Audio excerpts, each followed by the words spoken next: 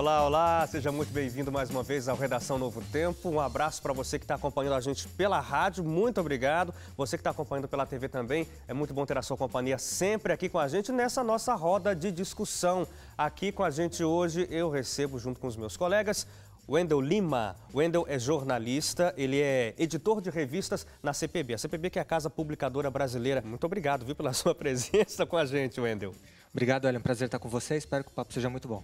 Tomara, tomara. Suzaine Lima, apresentadora do Revista Novo Tempo, mais uma vez com a gente. Obrigado, Suzaine. Na outra ponta aqui, André Leite, que apresenta junto com a Suzaine o Revista Novo Tempo também. É isso aí. E lá do lado da Suzaine, como sempre, está Wagner Cantor, ele que conduz o Identidade Geral. Isso mesmo. E aqui eu, que apresento o jornal toda noite com você. Hoje a gente discute aqui na nossa redação sobre as ameaças que uma mulher está sofrendo por conta de boatos na internet e também sobre a reforma política que está em votação no plenário da Câmara, a compra de mercadorias contrabandeadas e ainda a foto de uma merenda escolar que causou bastante polêmica na internet essa semana. E você pode colaborar com a gente, como sempre, pelas redes sociais, mas quem dá esse recado é a Suzaine. Muito bem, pelo nosso site novotempo.com/jornalismo, temos o Facebook, facebook.com/ntjornalismo e pelo Twitter e Instagram, @ntjornalismo. Interaja com a gente, mande suas opiniões, a gente está esperando por você.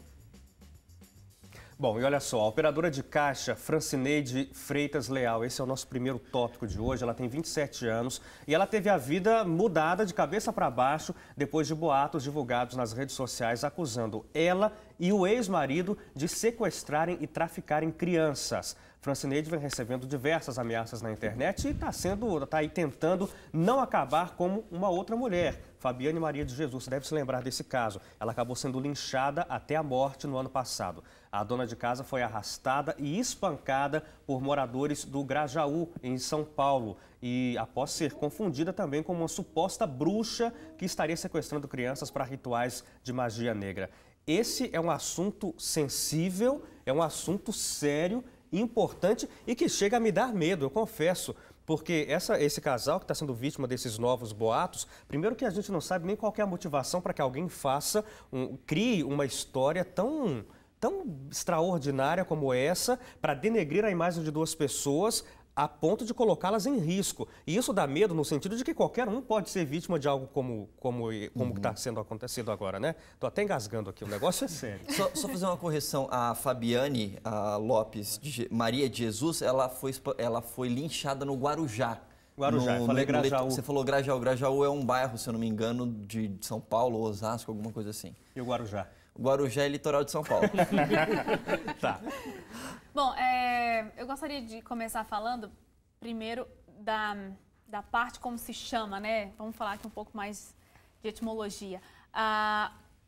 Se fala, né, justiça com as próprias mãos, e assim se chamam essas pessoas, né, de justiceiros, mas na verdade é um processo inverso, né, injustiça com as próprias mãos. Porque a gente tem como justiça dois sinônimos, né, que é legalidade e igualdade. Legalidade, que é a parte que a gente cumpre, né, uma lei, e igualdade, que são as igualdades de direito. E o primeiro direito que eu acho que é primordial e que ele é violado nessa parte de justiça com as próprias mãos, que eu chamo de injustiça, né, é o direito da vida. Então, esses justiceiros, como são chamados, e isso foi o que aconteceu com a Fabiane, né, tiveram essa tentativa de tentar colocar a ordem, tirando a vida da mulher, porque, enfim, ela, né, supostamente haveria sacrificado crianças. Então, eu nem sei se esse seria o nome ideal para a gente dar, né, de justiceiros. Eu posso ir além disso, porque eu acho assim, o principal problema, tanto no caso dessa moça agora, e do marido dela, e no caso da Fabiane, o que me incomoda mais é uma coisa que, com certeza, tem a ver com situações que, inclusive, você que está assistindo a gente em casa, ou você que está ouvindo a gente na rádio, fazem sem nem perceber, porque é um dos problemas da sociedade atual por conta da realidade que a gente vive. É a divulgação de boatos pela internet de maneira irresponsável. Eu tenho certeza que tem um monte de gente que está ouvindo a gente agora, está assistindo a gente, que costuma divulgar informações de maneira irresponsável simplesmente porque viu no Facebook. Se eu vi no Facebook, então deve ser verdade, vou divulgar. E aí acaba acontecendo situações como essa, da mulher que foi morta até foi espancada até a morte desse casal. Tanto é que no caso da Fabiane, que morreu espancada lá no Guarujá, foi feito um vídeo, né, do pessoal espancando ela, tal. Depois a polícia analisou o vídeo e identificou 5 pessoas. E aí alguns familiares dos que foram presos, porque foram identificados no vídeo, falaram assim, a produção até mandou aqui pra gente, né? O pessoal falou assim, quer prender? Então prende todo mundo. A culpa é de todo mundo, mas a culpa é de ninguém. A culpa é da internet. Não, a culpa é de quem matou aquela mulher e a culpa é também, tem sangue correndo nas mãos das pessoas que de maneira irresponsável divulgaram informações pelo Facebook. Então, eu acho que vale muito o recado para quem está ouvindo a gente e assistindo a gente, de que Facebook não é fonte de informação confiável. Não é porque você viu no Facebook. Eu já vi muita gente falando assim, não, eu estou divulgando porque eu vi no Facebook. Não foi amigo meu que divulgou no Facebook. E aí manda no WhatsApp agora, manda em grupo e tal. Mas nem sabe de onde veio, qual é a fonte, como é que você... Então, a gente sempre fica falando de não ficar fazendo fofoca.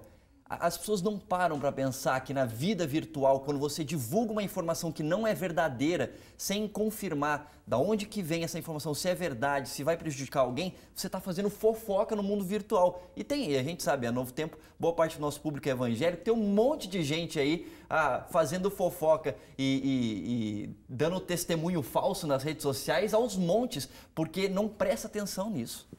É interessante isso que você destacou, Leite, porque alguém comparou as redes sociais a uma mesa de bar, a uma roda de amigos, né?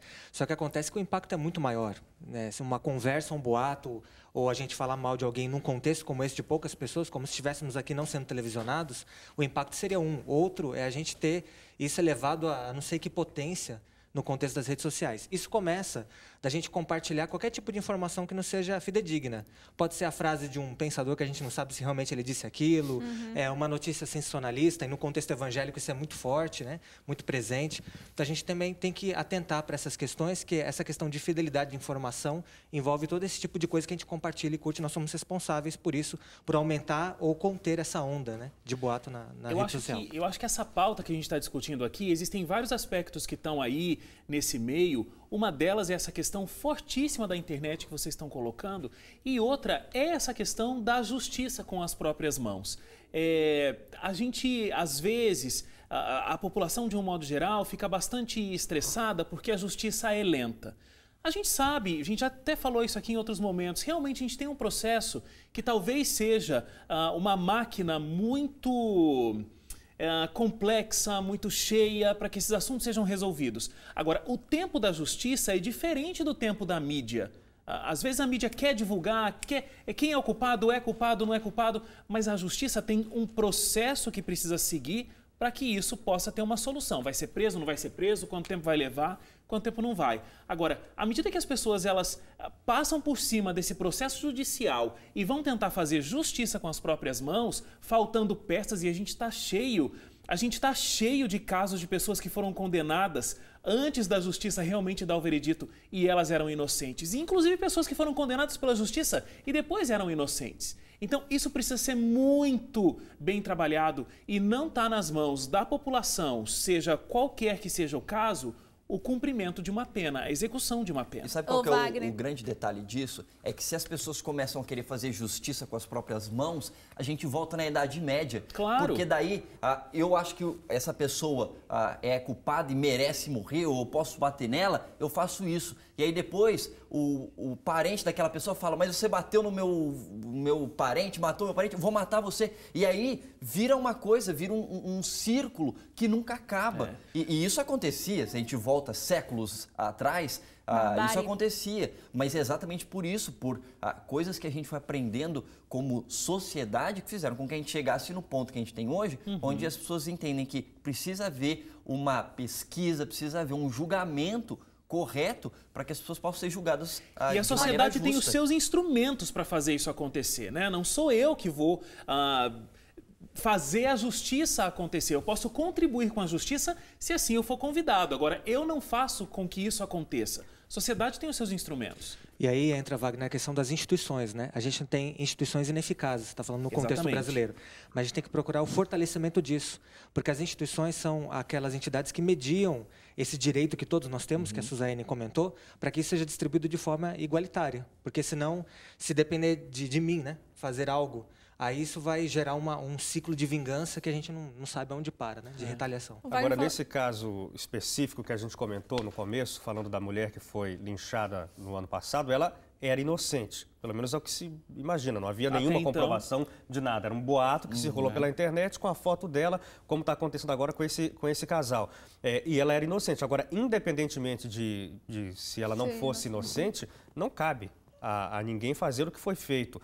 Mas eu acho que o ponto, o cerne do que a gente está discutindo aqui é o que o Leite tocou, é aquele ponto que o Leite levantou aqui, é de as pessoas terem essa consciência de que divulgar esse tipo de informação pela internet, pelas redes sociais, hoje com o WhatsApp, então é um negócio que não tem controle. E a polícia até demora para conseguir chegar à origem desse boato. E eu espero, sinceramente, que se consiga encontrar quem foi o engraçadinho de plantão que começou uma história dessa, porque o final pode ser muito trágico. Essa família, esse casal aí, é um ex-casal, né? A mulher e o ex-marido ainda, que estão juntos na mesma foto, como se fosse um casal ainda atuando nesse tipo de crime. Eles estão aí aos poucos, aí, através das suas próprias redes sociais, divulgando informação e mostrando, olha, isso não é verdade, mas a verdade, ela se divulga muito mais dificilmente do que a mentira que já foi implantada aí por esses boatos.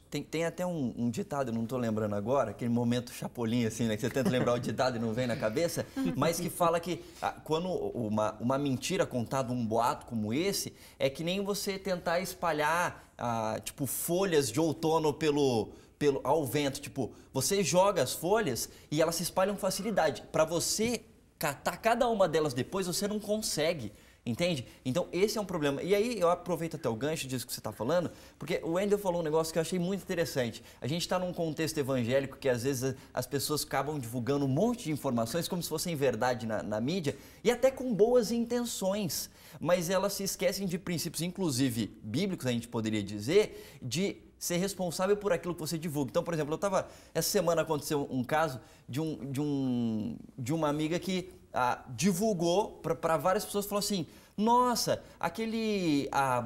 o padre Fábio de Mello foi excomungado da igreja porque falou mal da Virgem Maria. Olha só, como é que pode? E aí o contexto protestante evangélico, muita gente fala isso, né? Porque tem uma crença diferente da crença católica, aí o pessoal divulga, olha só, ele falou isso e agora está sendo punido. Só que você em casa, que talvez fez essa divulgação e está ouvindo ou vendo a gente agora, saiba que isso é mentira. É só você ligar numa televisão evangélica, né, como a nossa aqui, uma televisão religiosa como a nossa, que é a Canção Nova, toda quarta-feira à noite o padre Fábio de Mello lá está pregando.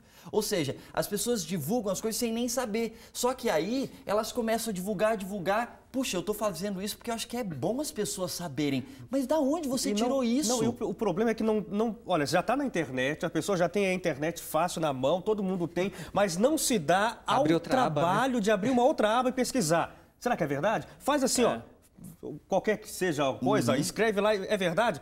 Pronto, no mesmo piscar que veio a informação falsa, vem a verdadeira. Eu estou lembrando de uma outra situação também, um amigo nosso aí, o Siloé, o assessor do Cid Moreira, saiu informação, o Wagner entrevistou o Cid Moreira esses dias no Identidade Geral, saiu informação que o Cid Moreira tinha se batizado na Igreja Adventista, e o pessoal começou a divulgar, puxa, que legal, tinha até foto do Cid Moreira sendo batizado, mas o Cid Moreira, na verdade, tinha feito um batismo turístico no Rio Jordão. Alguém inventou de colocar que ele tinha sido batizado na Igreja Adventista e aí todo mundo sai divulgando. Por quê? Tá cheio de gente que até hoje pensa que ele realmente se batizou. E não é verdade. A própria assessoria de imprensa de Moreira dele falou que não. Lógico, ele gosta muito dos adventistas, deu entrevista pra gente, um carinho especial. Mas ele não foi batizado na igreja. Só que o pessoal espalha com o fundo de, vou fazer o bem, vou divulgar esta bênção. Só que o pessoal nem se liga que precisa verificar se a informação é verdadeira. E não é nem trabalhoso pesquisar um pouquinho mais. A gente vai fazer um intervalo agora e depois a gente discute aqui sobre uma possível reforma política que está em votação no plenário da Câmara. Daqui a pouco.